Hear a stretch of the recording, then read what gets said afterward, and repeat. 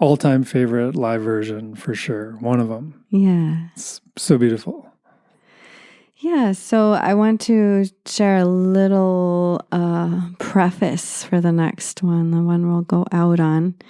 And I've named it The Path of the Mother. So in this past month, we went on an adventure to the ocean. And while we were visiting the ocean, this song came to me. And we've been working on it for a few weeks. So we're going to share it with you. And it is a song about Shri Yantra. Shri Yantra is, you can Google it if you wish to see that picture of it, but a yantra is a visual mantra. And Shri is the Divine Mother, the ultimate mother. And so the picture, the yantra, represents the path of the mother. And without showing you the picture, it's a little bit complicated. But it basically takes you through consciousness. And once you have attained a meditative state, then you can reach Durga. And Durga, she gives you reflection into where you're at with your self-esteem and where you're at with your confidence and your courage. And she teaches you these lessons about courage, confidence, and self-esteem. And defending what needs defending and not worrying about anything else. Like, you don't have to fight over anything unless you really need to. And that generally leads to meeting Kali.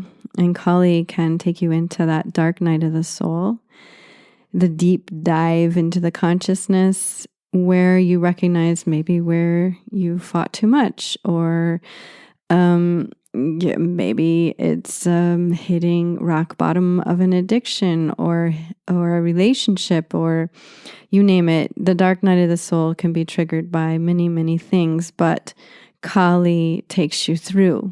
She helps reduce your distractions, and she helps you fight the demon within, and you emerge confident with self-esteem and courage.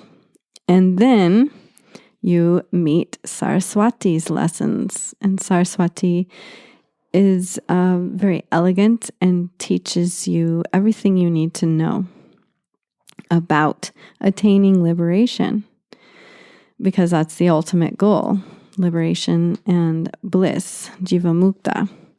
So you're traveling with Saraswati. She's teaching you, taking you under her wing, loving you like a mother would. And then you graduate her and you move on to Lakshmi.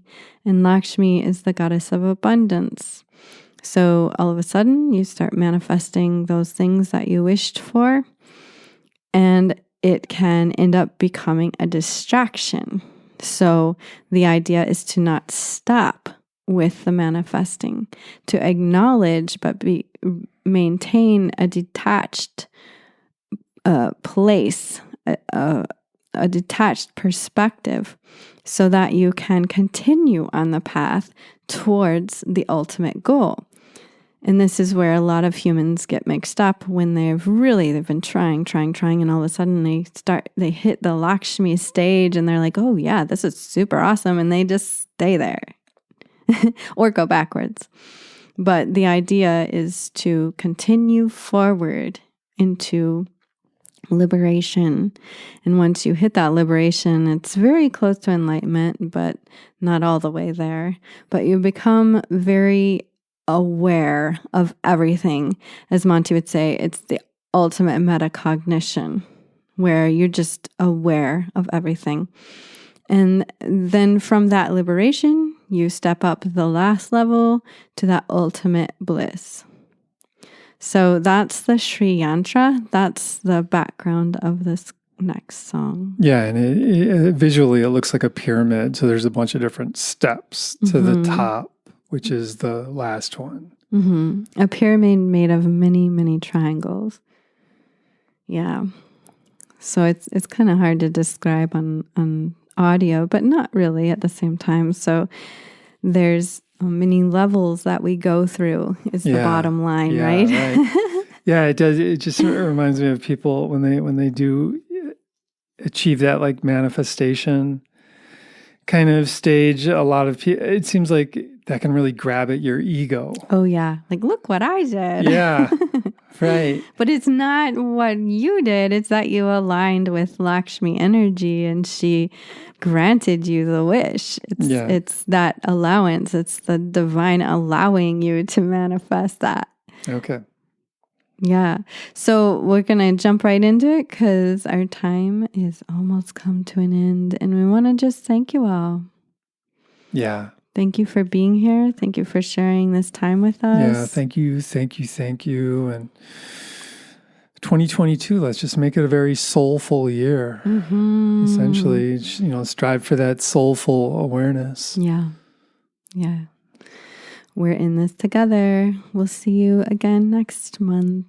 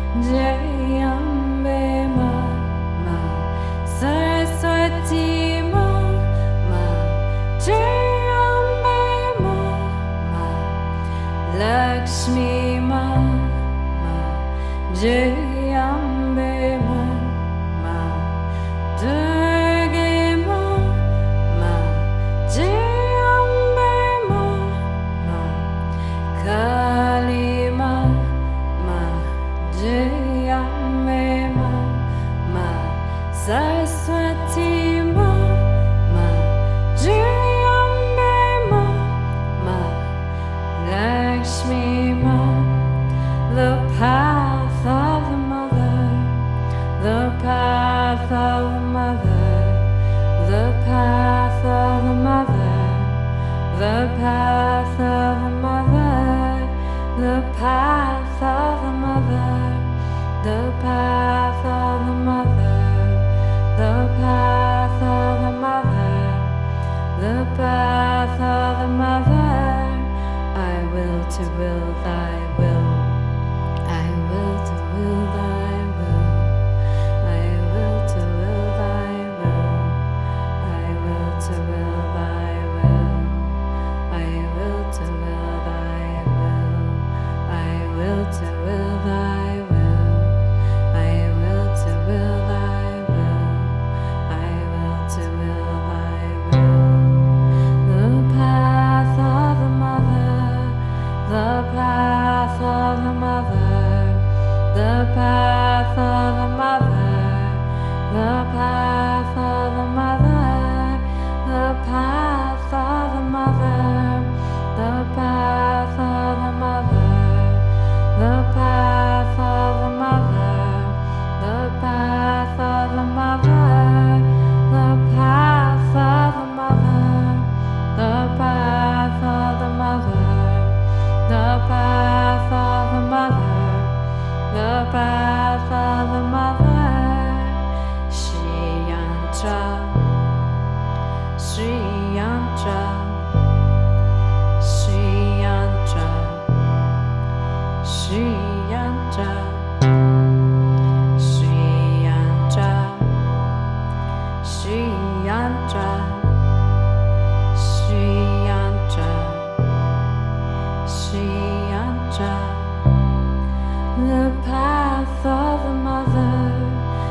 path